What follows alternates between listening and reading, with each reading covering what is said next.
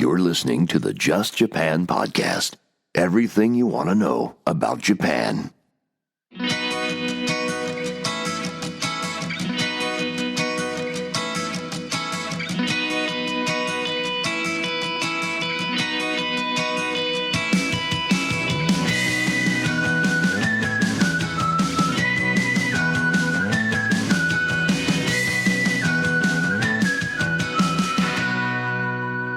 Well, hey there, folks, and welcome to episode number 219 of the Just Japan podcast. Everything you want to know about Japan. My name is Kevin O'Shea. I am a Canadian who loves to talk about Japan and talk to other people who are interested in Japan as well. And again, it's episode 219, and I am so happy you have joined us to listen, and we've got a fascinating conversation for this one. This is a great one indeed. I will be talking to Evan and Danny Benton of the Benton Homestead. They've got a fantastic YouTube channel, website about the things they're doing in Japan. They have purchased a couple of empty homes in Japan. They've renovated them. They've turned one into an Airbnb, another into a home. They are getting into agriculture, beekeeping. They're doing lots of fascinating projects on a small island in the Seto Inland Sea in Japan. And wow, what a great conversation we have. Very inspiring for a lot of you. I think you'll be very inspired to hear this, to hear the challenges, the adventures, the successes they've had to this point. And for me, this was a fantastic conversation because I'm constantly doing research in a way, because I do plan to buy a property in the next few years in Japan, and talking to people who've already done so, it's good for me. It's kind of like future business research. But yeah, let's jump into this episode. And by the way, of course, it has been a little while. The episodes of the Just Japan podcast are not coming out as often as they were for a while, but that's because life gets busy, as they say. But I'm happy to be still doing it, of course, and I'm happy that you're listening. So speaking of listening, let's all listen to my fantastic conversation with Danny and Evan Benton of the Benton Homestead. Welcome to the Just Japan podcast. I really appreciate you guys joining me. On this episode, I am here with Evan and Danny Benton from the Benton Guest House in Japan. Thank you for coming on the podcast. Thanks so much for having us. Yeah, thank you very much. Yeah, it's really great to have you guys here.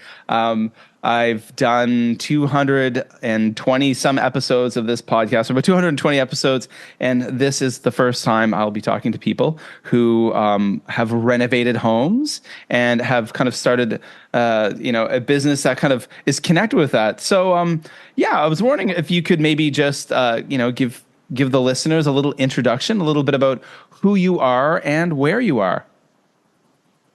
Sure. Well, right now we are physically inside our guest house here. This is Benton Guest House on Omishima Island in Ehime Prefecture, Japan. Omishima is part of the Shimanami Kaido, which is a series of 7 suspension bridges that run from Hiroshima Prefecture to Ehime Prefecture.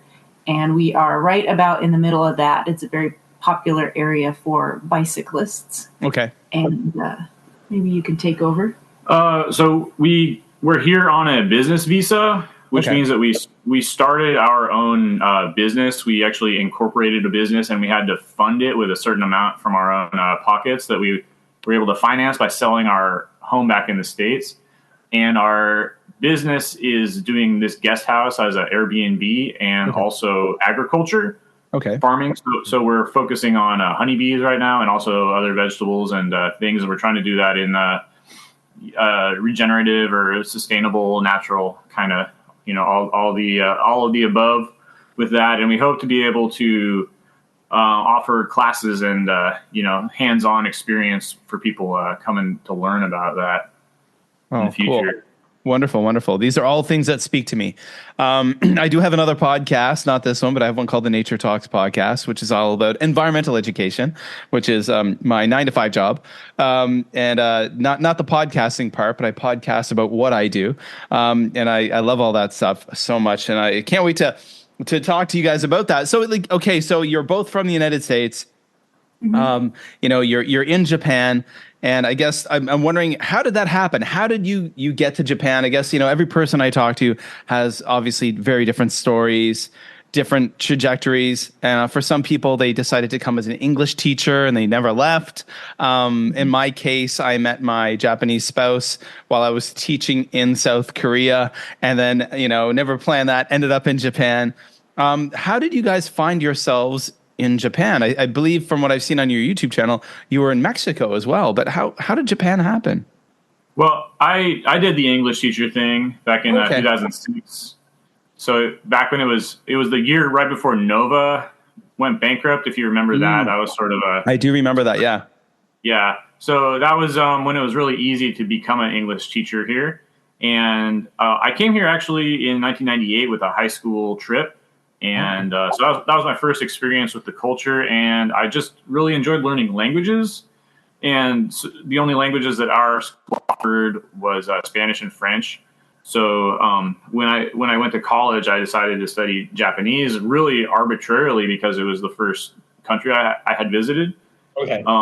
And I always wanted to, during high school, I always wanted to be an exchange student, but I never had that opportunity. So after college, I took a year and studied, or I took a year and worked in Japan. And I didn't think I would love it as much as I did, but I really didn't want to leave. But I had it in my mind that I was only going to be here for a year. Okay. So when I got back and started working in the United States, I pretty much immediately tried to get back. I actually got a job lined up in the Tohoku area in 2011, right when the oh wow, okay. Yeah, so and I was going to be working there, but they stopped the hiring process because of that terrible disaster up there. Mm-hmm. But I always had it in the back of my mind that I just loved Japan. We ended up in New Orleans from Portland, and we loved New Orleans. But we just, when we were there in New Orleans, we found ourselves really gravitating towards like country living. We started getting chickens and bees and just spending a lot more time outdoors. Okay. And we decided that we wanted to live in the countryside. We were living on the outskirts of New Orleans, so we were trying to sort of we were doing an urban farm, was what we called it. We bought the empty lot next door, so we had a quarter of an acre. Okay. And there's a lot of if you start watching YouTube and about farming and what you can do on small spaces. A quarter of an acre is about the minimum of what you need to do things, but it's amazing what you can do on a quarter of an acre. So we really pushed ourselves to do as much as we could and learn as much as we could for like maximizing output from a small space. And neither one of us have a farming background. We both grew up in the same rural, small town, Oregon town. But we weren't really, we didn't have any experience with that until we moved to New Orleans, and we're pretty much self-taught just from watching YouTube and reading books and learning as we went. Cool, that's fantastic. It's amazing how many people these days and how much you can learn from YouTube. I've been an avid gardener for years and years, and I run a program at my school where I have a kitchen garden.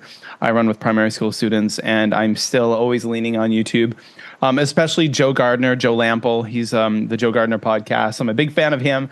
I've learned so much. He's kind of like a mentor I've never met in person. But that is so cool. And so now you're in Japan, and on your YouTube channel, you talk a lot about the process of. You talk very well about the process of how you got there. Now, the word I want to share, and it's a word that's popping up more and more, kind of in the Japan. How shall I say? The Japan enthusiast zeitgeist is Akia. So I was wondering if you could, for those who may not know, what is an Akia, and how did you guys get interested in purchasing one and then two? You're absolutely correct. It's definitely a buzzword right now. And I guess the word, Akia, the word just means vacant house. Yeah. It comes with, I don't speak Japanese very well, but I read that it comes with the connotation that it has been abandoned for some time, but technically it just means abandoned or empty or vacant house. And what got us interested in it was back in New Orleans when we were deciding where we wanted to go. We were ready to find a new place. We really love New Orleans, and we're looking at the housing market and realizing that while the housing market was going crazy and everybody was selling and buying new places or buying bigger places, we were like, well, what if we sold our house and took that profit and used it to start a business somewhere else instead of just reinvesting in the United States? Because we could make a fair amount of savings, but it wouldn't be enough to do anything in the U.S. However, it might be in Mexico or in Japan. So that's what really got us looking globally. And I won't go into, what got us settled on one of those two countries, because that was a whole long process. And then our whole exploration through Mexico was 15 months. And then while we were there, we were waiting for Japan's borders to open because they were closed at that time. So while we were in Mexico, we were working towards either getting the visa or the doors were going to open for tourists. And we ended up doing both of that. So while we were in Mexico, we were working towards getting the startup visa and also looking at houses, to bring it back to the Akia question. Yeah. So we were looking at houses in Japan from back in the US before we even left. And actually, one of the two houses that we bought, we saw online in 2021 before we left the US. Okay. And it's still available when we arrived here in Japan in 2023. So there's it was very serendipitous. I feel like that house was still available. I actually was just watching a video of yours today, which you put up 3 months ago, called "Abandoned House to Airbnb: Process, Expense, Return on Investment, IKEA to Guest House," and Japan Data. And it was an incredibly thorough video. And I believe in that video you mentioned that you saw that house on Cheap Houses Japan. Am I correct? Yes. The other house, though. Okay. Yeah, but yeah, basically. So this house, the house that's our guest house, was abandoned for 10 years, and the house that we saw online and Evan fell in love with in 2021 was abandoned for 40 years. So it needs 40. It needs a lot more work. Yes. Oh wow. Okay. Yeah. Wow. That's amazing. And I've been watching this process. I'm a little late to the party maybe on the Benton Homestead YouTube channel, but I'm absolutely eating it up, and I'm really enjoying the content that you guys have there. And that's a hint to all of you listeners. The links will be in the show notes, and go out there and please subscribe, because you can find so much more detail about the processes that you guys went through. But here's I guess that answers my question. I was going to ask why Omishima. But I there's so many places in Japan where you could live. And I mean, it's there's literally millions of abandoned houses that are often, many of them for sale around Japan. So was it that house specifically that drew you to that island? Was there more? Well, initially, yeah, it was this house. I mean, I was trying to tell Danny, since I have lived in Japan, I was trying to tell her that there's just so many beautiful parts of Japan. And we were thinking of coming here and trying to do a real thorough look for our ideal, place to live. And I said, gosh, Danny, that'll take a couple of years if you really wanted to do that. And I mean, I was trying to convince her to, like, literally, if you just threw a dart, at the map and randomly found a place, you would find places you loved, within a little radius there. But essentially, one of the big requirements we had was climate. So New Orleans is a very hot, almost tropical place. And Oregon, where we were from, is it's not freezing. It does freeze there, but it's not as cold as a place like the Midwest. But it gets pretty gloomy and dark during the winter. And so we found that we really enjoyed the hotter climates, and we wanted something more like that. So that was we made a list of all these requirements. That was a big one, though, the climate here and tourism, because the Airbnb in New Orleans was so successful for us.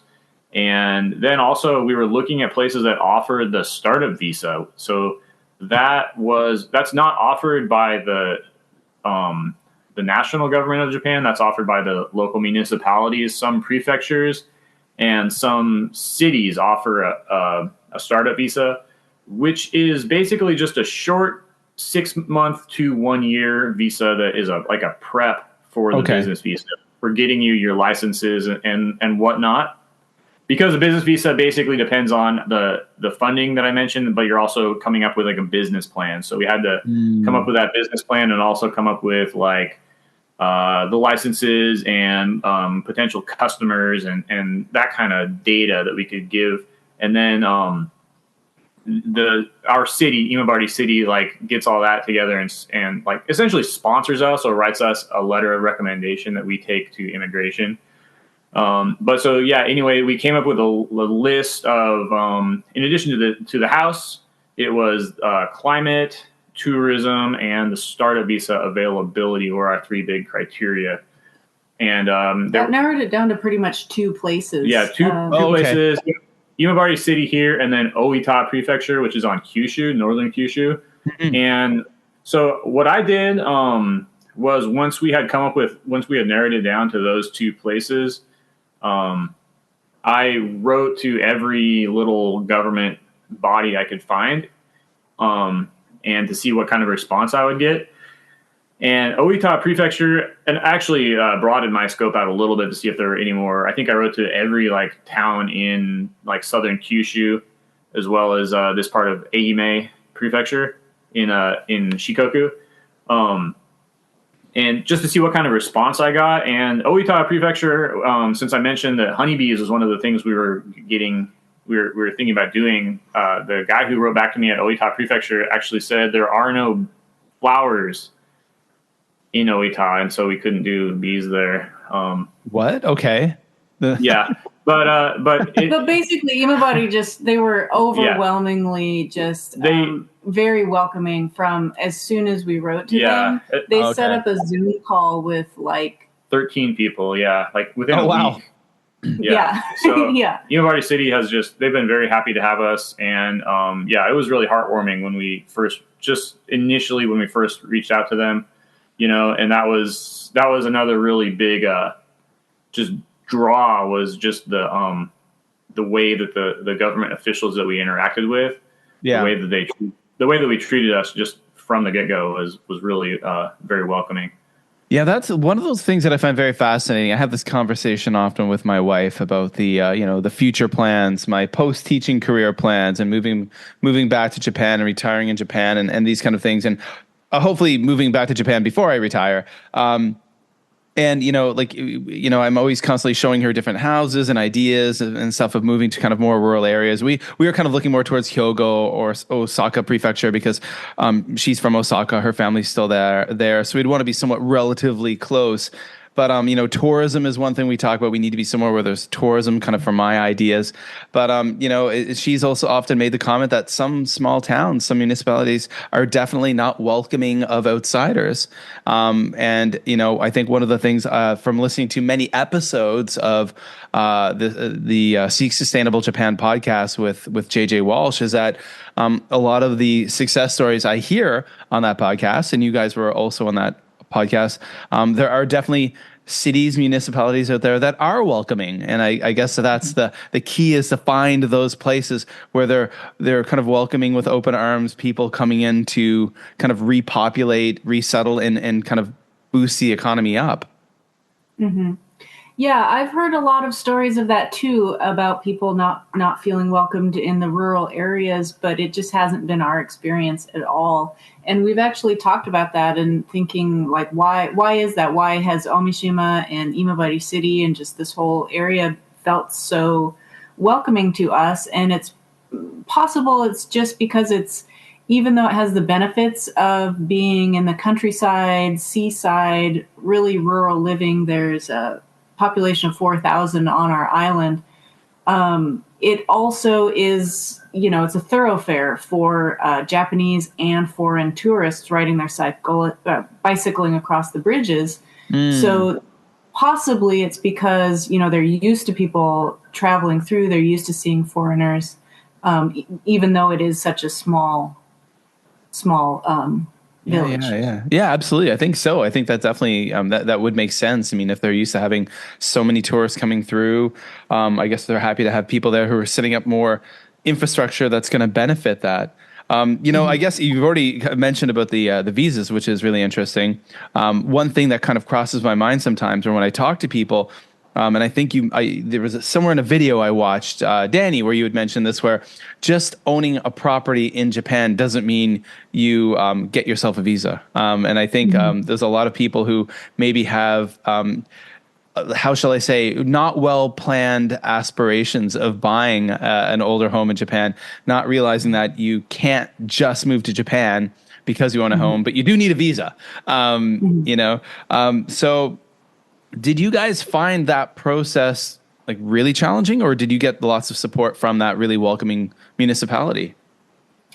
Oh, I would say both. Okay, Yeah, it's been really challenging, but we have just had support every step of the way. Oh, okay. From Imabari City offering the startup visa to our immigration lawyer, and we have a business consultant and an accountant. Oh, okay. And so Imabari City helped us sort of assemble this team that has been helping us beyond just the startup visa process to now, we're almost halfway through our business manager visa first year.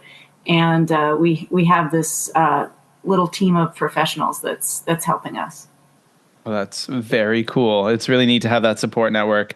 And now you're branching out and you're doing, I guess it was all part of your bigger plan. And I watched one video recently where you were kind of zipping around in the car or truck. I'm not sure what you guys drive, but showing your two, your guest house, your residence, but then all these different fields that you have where I saw the 2 bee yards and I saw some other fields.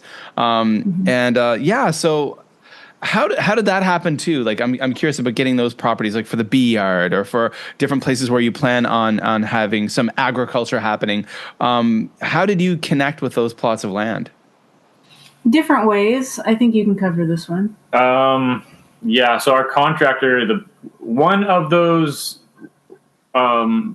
places is ours, our property, and one other place we are officially leasing, as in we have a contract, and it's for 0 yen to rent this lady's land, and that was through a mutual friend that connected her to us. And then the other, I think, 3 fields that we're working on right now, it was literally the contractor that we hired to work on this place here. He drove me around in his K-Truck and he said, "Hey, this is my property. You can work this land." And he'd say, like, for example, that's my this is my lemon orchard too. Somebody runs that for me and he just pays me in lemons. So he just literally drove me all around the island and said, "That's mine. You can use it. That's mine. You can use it. That's mine. You can use it for $0, for 0 yen, And the only thing is that he's not a farmer himself, so all of these properties have major issues, mainly with access. Okay. The big field that we're working on now hasn't been, he said, 10 or 20 years, and it's a former rice paddy. So the main thing I've been working on there is just digging some ditches and getting the drainage situation figured out there. But basically, as soon as we got here and we just started asking around, people said, we were just surrounded by vacant farmland. For example, the woman that we are officially leasing one of our honeybee yards from, she was a friend of a friend that we met here, and she said she had something like over a dozen properties. Yeah. And she was really excited to have us there because her husband didn't want to weed whack anymore. He doesn't want to. Yeah. They have their own extensive garden, and feeling burdened with the amount of farmland that they have. That was another thing too, is when we met her, which was almost a year ago now, that was another thing where she drove around with us and showed us all of her. She has a lot of orange groves, and her story is that she was born here on Omishima, but she moved to Osaka. Okay. So her parents were the big farmers, and when they passed away, she just kind of comes back and forth. She has like a little log cabin that she lives in, but she's in Osaka most of the time, and her children live in Osaka. So she just said, yeah, if in the future you want to take on this stuff, there's that too. Wow. But so she does have a big garden of her own where she's kept it tilled and nice, and so she said I could use that too. And I've been planting a lot of stuff there because it's ready to go basically in comparison to other stuff that I've been working on. But where our bee yard is on a terrace, and right above it is just overgrown forest land. And so she says, yeah, that guy, I don't know, you can do whatever you want up there. And then below it is another terrace of it is farmland, but it's all overgrown. The trees are like 20 feet tall. And she said, yeah, that guy, he's passed away, so you can do whatever you want there. So okay. We're really spoiled for choice with that kind of thing. And it's it sounds that's amazing. That you have all those opportunities. I suppose, for a lot of people, they're just happy if someone's using it, right? We would be, to be honest. We would love more people to move here and join us, because it's far too much for. There's so much land, and the thing is that it's, we're restoring old houses, but the land needs restoration as well. So even though these people have been doing everything they can to maintain the land, when you're not working it actively, there's only so much you can do. And so we're every piece of land that we use, which we have five fields. It's 3 vegetable fields and 2 bee yards, and each one of them it's not just building the infrastructure that we need, but it's like rebuilding the land itself. So if you can imagine that, abandoned farmland needs more work than regular land. Yeah, and just the ecology of it too. There's a big wild dog problem here, and there's a wild boar population. There's a wild boar problem everywhere in Japan, so that's pretty well known. But just because there's so much habitat for them, nature abhors a vacuum, so they are just coming in and filling in these spaces. Our house is, there's a big forest now right next to our guest house here, and okay, that's where the dogs live, and they sort of roam between there and the solar power fields, So, and we are working with a local dog rescue to get homes for some of them. But yeah, just to kind of paint a picture, like when the civilization starts sort of receding from its high water mark, we find these these issues with other species coming in to fill the voids. Yeah. No, it's as cheesy as it sounds, I always think of like Jurassic Park, and when that character says, life finds a way, right? And it does. It really does. Jeff Goldblum said that, and it really does.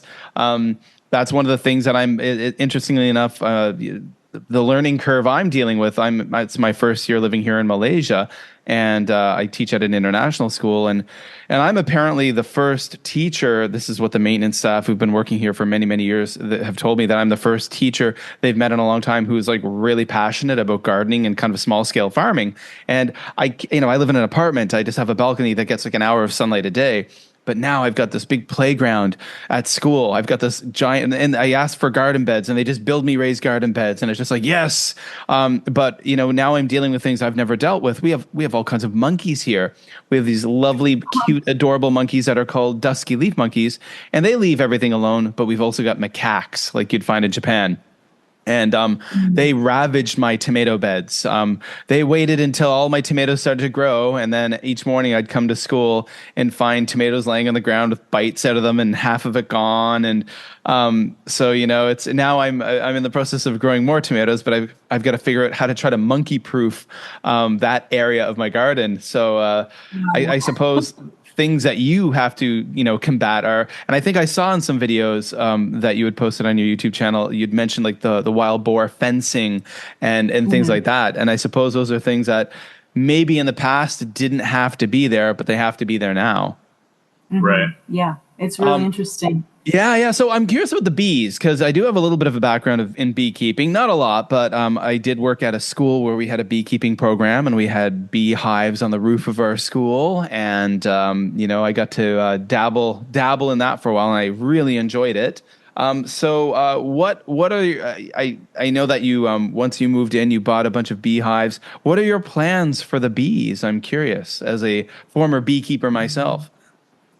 Well, actually, the beekeeping, we hope to be the biggest part of our business. Okay. We did the guest house first because that is sort of an easier sell for the visa process. Okay, gotcha. It's easier to get started and show that, because we have to demonstrate in order for our visa to be renewed that we have a sustainable business, a means to support ourselves here in Japan. And so getting the guest house started first is our way of doing that. Okay. So we did the house remodel within the 6 month time period of the startup visa. Mm-hmm. And then before we applied for the business manager visa, we actually had our first guest stay, so we could demonstrate to the Japanese government that we had our first income source prior to applying for the business manager visa. So then as soon as that happened, that was in winter time. And then we had already been making preparations to start our real focus, which is on the bees, this spring. And so we're just hoping, we're starting with 10 hives, and we're hoping to at least double that every year for the first few years. And our main goal is actually the farming and the honeybees, and then the guest house will be just supporting an additional part of our business, and maybe it'll help us get into like agritourism down the road. Mm. Well, that's one of the things that I often think about. And I guess in a way, having wonderful guests like you on the podcast, I'm kind of doing my own research in a way. But what are the opportunities that you foresee, obviously not just in your area, but in other parts of Japan, for those expats or for those non-Japanese who are interested in that slower life or are interested in moving to Japan and doing something? What kind of opportunities do you think may present themselves for those folks in those kind of more rural areas, as far as like businesses go, or becoming parts of that community? Mm-hmm. Well, I would say that there is no lack of houses that need restored here, but you would have to be careful to make sure that you restore. If your plan is to have a guest house, it can't be too far off the beaten path in order for that to be an actual sustainable business to live off of and to base your visa off of. But when we were drafting our business plan, our business consultant came up with a lot of really good numbers for us about honey production, in particular, how little honey that Japan consumes is actually from Japan, and how they import a staggering amount of their honey. And it seems to me that, the average age of a farmer in Japan is 70 or over 70. Yeah. And a lot of the younger farmers who are sort of realizing that there needs to be younger farmers are focusing more on the natural farming and that sort of thing. So as much attention as we've been paying to, farming in Japan and what's on the horizon, it really seems like there is a pretty big movement for using less pesticides, going the natural way, and that sort of thing. And I think that will lead sort of to a shift in Japan as a whole as far as looking for those kinds of things. Yeah. So I guess while using the agriculture business for our visa did add some challenges, I think that if someone's interested in that, it is a good route, and it's working for us so far. I just think that the number of farmers, I mean, if you've looked at all into the statistics and the demographics, surrounding farmers, globally, the number of farmers is shrinking at an alarming pace. So, even if you're not interested in growing food to sell it, if you're interested in eating food, there's a lot of concern coming down the pipe towards us. And Japan in particular, the economy is relatively isolated actually from the world. So we don't get a lot of like in the United States, we get a lot of produce from Mexico and stuff. Yeah. And Japan definitely imports the majority of its like wheat and corn and probably like vegetable oils and like industrial things like that. But in terms of produce, it's all produced, or a very large proportion of it is produced locally. And one thing that I've found that I would not have expected is that, yes, Japan is a very regulatory heavy country, but we found some avenues for selling our produce that sort of like skirts some of that those regulations. So they do have a very robust infrastructure in place around getting produce from the local farmers to the local consumers, and I don't think people are aware of that, in the rest of the world. So the whole farmers market thing that we have in the United States is not as big of a thing here, because it's already just people go to the grocery store and they can get it. You can get local produce just from your local grocery store. So anything, but yeah, the average age of a farmer is 75 or so. So, gosh, do the math there. You can't lose really producing anything, right? It's all going to need to be replaced. Like the whole infrastructure is going to need to be replaced in the next 5 to 10 years, like please, Yeah. get working on it. One thing to add about that I would not have thought of until I moved here is I asked a local farmer on Omishima for advice about specifically what vegetables we should grow.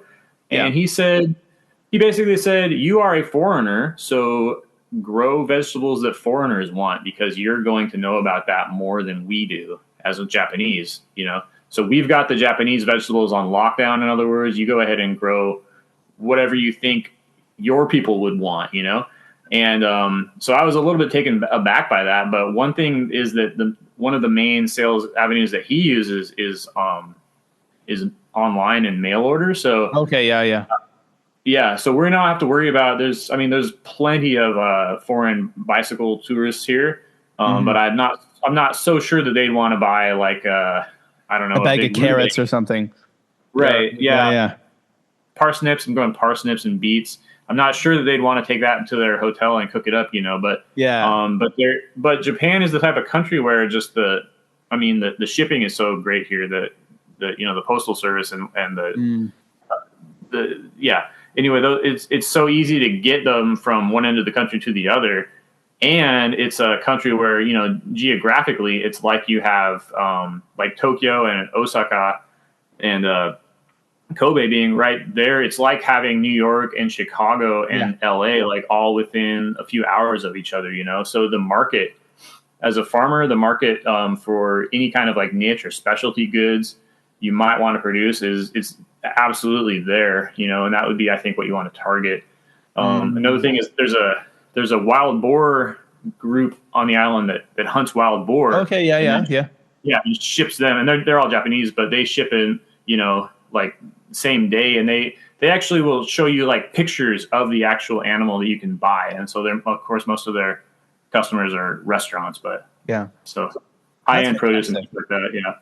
That's so neat. A lot of things to unpack there, and that's really neat. I mean, I think about, I left Japan. We moved back in 2017. We left Japan and moved to Beijing, and not that long beforehand, maybe a couple of years before that, maybe 2015 or so, there was the Eat Local Kobe Farmers Market started appearing in a park by City Hall in Kobe, and that became more and more popular. And one of the movements, the whole farm to table movement, was really starting to kind of take hold in Kobe, and the municipality, the city of Kobe, was really promoting it and doing a lot to promote it. And I was a volunteer kind of tourism ambassador, like social media tourism ambassador, basically taking lots of photos and stuff, for social media back when social media wasn't so big in Japan, and promoting this. And I've been really enjoying watching this farm to table movement, which is happening, kind of a movement with a lot of younger Japanese people who are walking away from the city, leaving their corporate jobs, and buying farms in, say, like Kita Kobe and different parts of Kobe and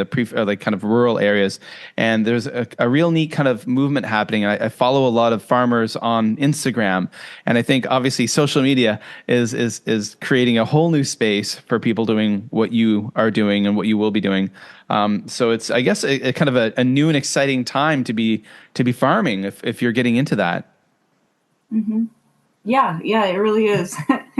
Yeah. Farming, it's exciting.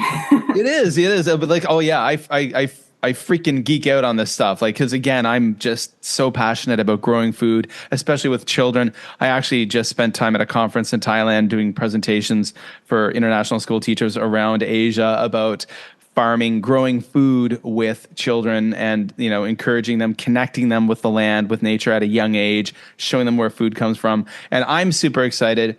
I'm new at the school I'm at, but now I've got, I had meetings with the kitchen staff, the cafeteria staff, and they're like, all right, we want this. We want you to grow Thai basil. We want you to grow bok choy. Can you do this and that? So I'm like, well, I can grow some for you, but my space is quite limited. But there's nothing that excites me and warms me so much than seeing like the cooks from my school cafeteria coming out to like the garden and harvesting basil and then going back in and cooking with it and then feeding that to the students. Like that's so cool. That's amazing. Oh yeah. It is amazing. I mean, like I'm hired as a grade 2 teacher. That's like the kind of main role I have. I'm a grade 2 teacher, but every break I have, I'm out there. Every lunchtime, after school, every Saturday and Sunday, I'm in that garden, and it's so neat for me to see, kind of come to fruition like that. And I'm hoping myself that maybe in a few years I'll be doing something similar to that, maybe, or something like that in Japan. But yeah. Well, that's so cool. Now, I mean, oh wow, that's this stuff excites me a lot. I'm curious. Just again, I mentioned earlier on in the podcast about this kind of the IKEA word being in the zeitgeist, and so many people getting so excited about this. And there's, in a video I saw you mention the Cheap Houses Japan. I follow them on Instagram. It's a fantastic feed, and there are so many similar Instagram feeds now that are all about buying houses.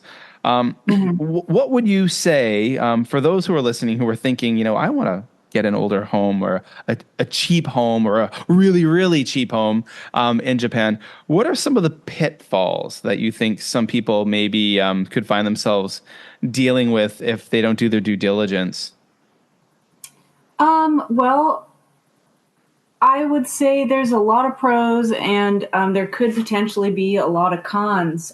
This house that we're in right now for our guest house, I like to be as just open about everything as possible, because when we were just starting out, it was very hard to find information from other people who had done what we had done or how to do this. So I'm really trying to just share as much of our process as possible. So this guest house was listed for 1 million yen, which at that time was about $7,500 US. And including realtor's fees, it was about $9,000 total for the house to purchase it.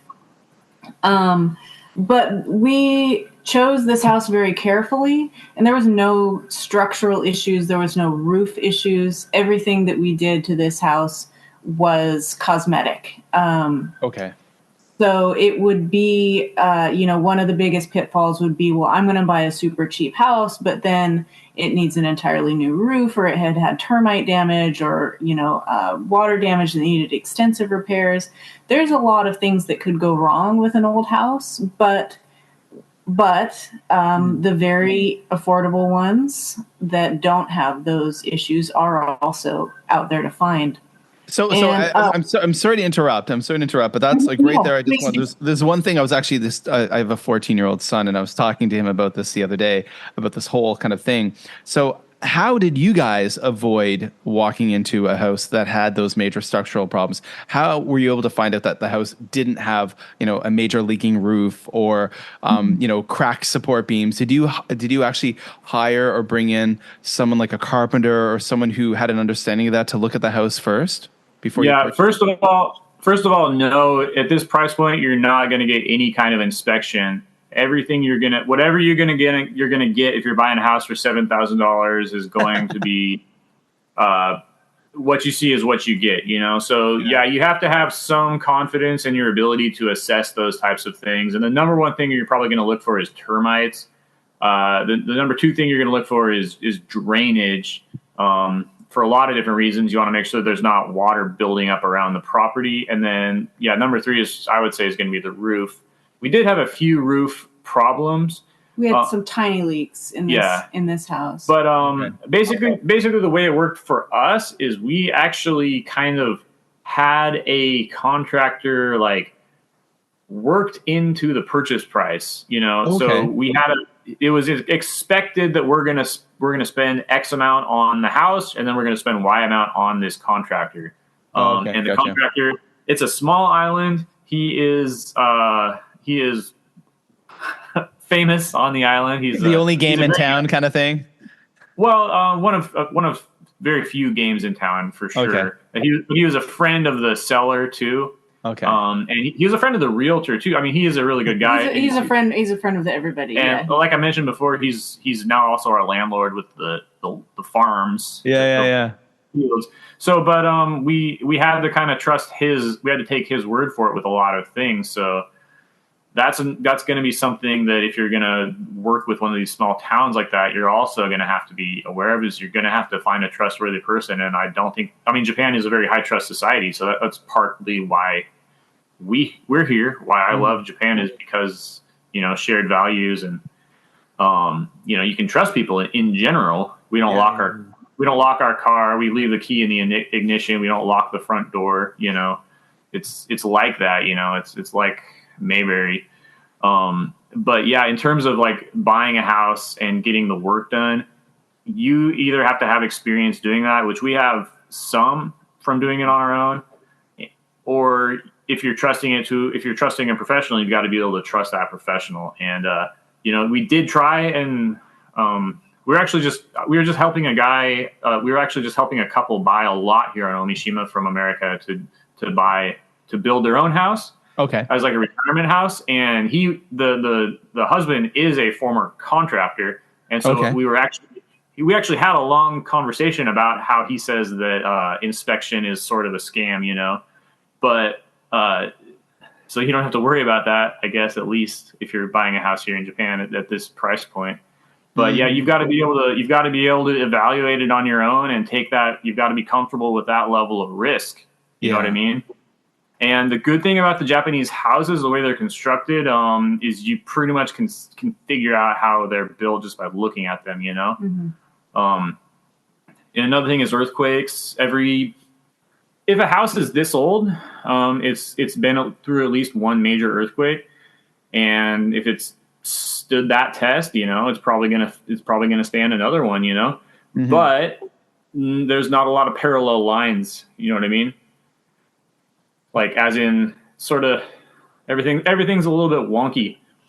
Okay. So, but you can tell by looking at that, and it just means if you know that one end of a room is 3 meters, the other end might not be 3 meters when you're measuring stuff like that. Okay. But you can basically lift up the tatami. You can see that board goes there, and it needs to be replaced, and so on and so forth. So that part's pretty easy. But it's also difficult to get tools here. Not hand tools. The hand tools are amazing. But like I had a real hard time finding a table saw that I was just able to purchase. So like bigger, the sort of like American, like stuff you could go to Home Depot and pick up. Yeah. Yeah, and for us, it's just because it's the added difficulty of being on a small island. So we try to shop as locally as possible, and online shopping is just an absolute last resort. So when he says it's hard to find tools, it's like not that Japan doesn't have good tools. It's just that we're on a little island. Yeah, if you're in Kobe, you could go to Konan Home Center and get that, but you're not in Kobe.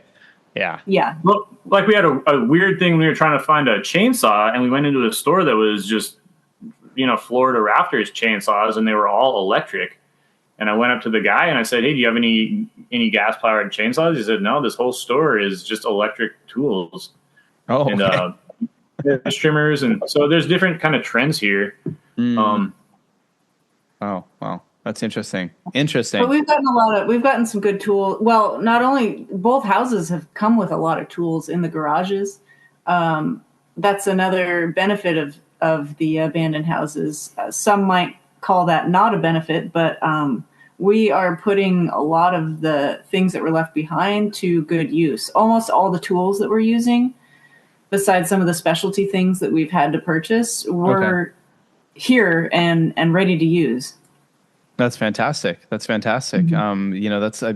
much, and that's one of the things I love about watching your videos, especially when you first moved into those houses and took possession of them. There's so much neat stuff. Like just literally, they are treasure troves of artifacts from the past. Which is something for all of you listening. Go and check out Benton Homestead on YouTube, and you can see this treasure troves. Yeah, wow. I don't want to keep you guys much longer. I know you guys, it's evening there and whatnot. But I'm wondering where can people find your stuff online? And there's a lot, and I'll put all the links in the show notes. But where can when they want to find out and watch and see with their own eyes all the things we're talking about, where are the best places for them to go? Well, on our website, bentonhomestead.com, that sort of is my hub where I put everything there. So everything else is easy to find. So the main two pages would be just our website, bentonhomestead.com. That has my photo blog, and I do a lot of like long form blog writing there as well as photos. So I do a lot of my like detailed step-by-step visa process, incorporating business process, that sort of thing can be found on the website. And then the other main one is, of course, YouTube. So we are Benton Homestead on YouTube. Fantastic. Yeah. And the smaller channels would just be Instagram and Facebook. And then coming soon, we're going to have a vintage shop available online. Oh, neat. Very cool. Very cool. So go and follow those places, everyone listening, and I'll put all those links in the show notes. And again, I know that bentonhomestead.com and your blog there and the YouTube, I think combined, you post so much detailed information. You are now one of those sources that you talked about that you didn't have in the past that you could really refer to and lean on. So I definitely, when I think about my future, I think maybe for me, the visas will be different. It'll be a bit easier because I qualify for a spousal visa and whatnot. But the whole process of going through and buying the houses and you put down, you share a lot of the money and the budgets, and that's really fantastic, I think. And that's really going to help a lot of people. Thanks. I hope so. I really hope so. Yeah. That's great. So, Danny and Evan, thank you so much for taking time to join us here on the Just Japan podcast. I really appreciate it. Thank you very much. It's been really nice hearing your story as well. We listened to a bunch of your other episodes. Oh, great. Okay. Yeah. So. Awesome. Well, thank you so much. Thank you. Yeah. Thank you very much. Well, that was such a wonderful conversation. I learned so much from chatting with Evan and Danny of Benton Homestead. And I just want to thank them so much for taking the time to come on the Just Japan podcast. And I'm sure you guys enjoyed that conversation. Now, of course, you can go to bentonhomestead.com to find out all the links to the things we were talking about today. They've got such a great exhaustive exhaustive just resource of information about purchasing and renovating empty homes in Japan, Akia. Of course, you can also follow Danny and Evan over on YouTube, over on Instagram and Facebook at Benton Homestead. And there you can find, of course, the links on their website to their Airbnb, their Etsy shop, all that cool stuff. And there's so much there to follow. So go follow them, go subscribe to their YouTube channel, go follow them on Insta and Facebook and all those places. And I'm looking forward to having them again on in the future to find out how things are progressing with their beekeeping. As I'm recording this on Sunday, I just saw on their Instagram that they just had their first successful honey harvest, which is really exciting. And that is so cool. So again, thanks to them for coming on the podcast. So as for me, it is now June. We are here in Malaysia. We're going to be spending the summer here in Penang, Malaysia. And we've got lots of different projects on the go. I am planning on doing a lot of things. We've got a couple of months off. Our summer holiday is a bit longer than normal because there are some pretty big, wide-scale renovations going on with facilities at my international school here in Penang.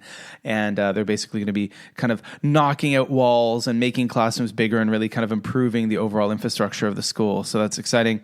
Gives us a little bit more time for summer holiday.